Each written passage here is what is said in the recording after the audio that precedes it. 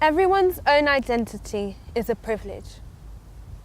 If you lose that identity, you are nothing.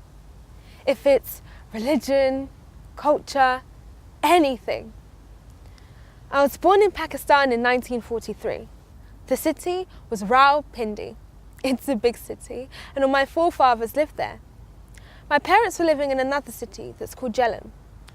So I was brought up in Jhelum. And I got education up to the age of 16 in Jhelum.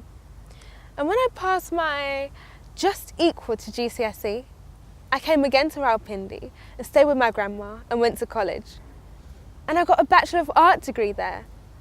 And then I came back to my parents. And I got a job at a school.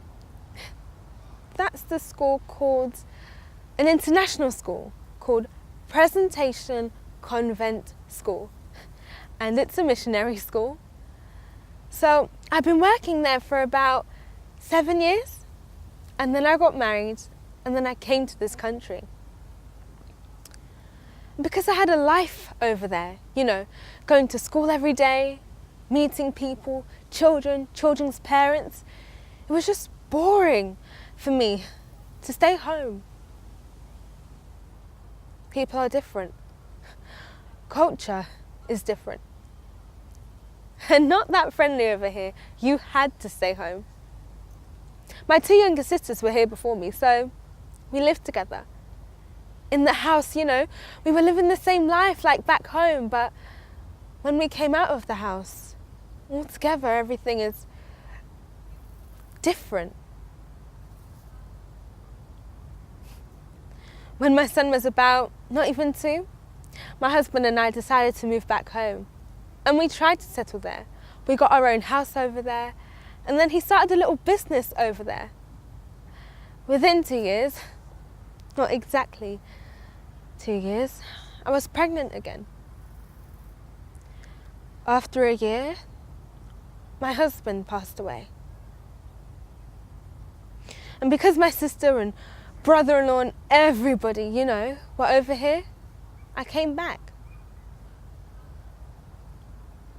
It was 86 when we moved into the flat in Wembley. My son was in high school, Preston Manor, thank God. Time went on, I was looking after my children. Meanwhile, I was teaching the Quran at home to children in my local area. The evenings I spent like this, with other children, and my children as well. Then one of my friends, she introduced me to fostering. Anyway, she got me all the information. So they took about 6 months to approve me. And then they approve me and they start bringing me children. And it's not that I will take only Muslim or Pakistani children. No, it's not. I started fostering with a little English girl. She was 8. She was 3 years behind when she came to me. I'm only mentioning this because it was really worthwhile for me. And it's an inspiration for others as well. So this girl, she was 3 years behind when she came to me. When I went to the teacher at school, she said, we'll give her extra help at school and you give her help at home.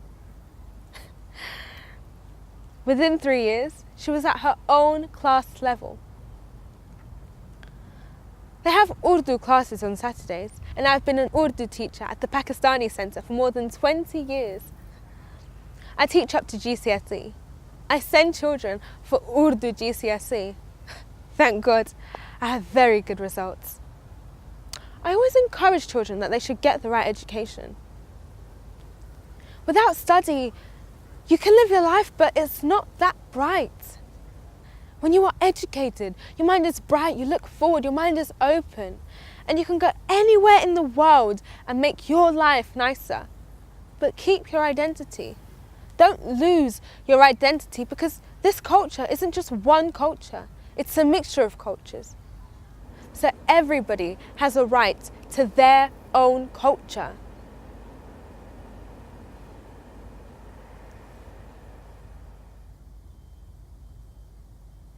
When you are educated, your mind is bright, you look forward, your mind is open, and you can go anywhere in the world and make your life nicer.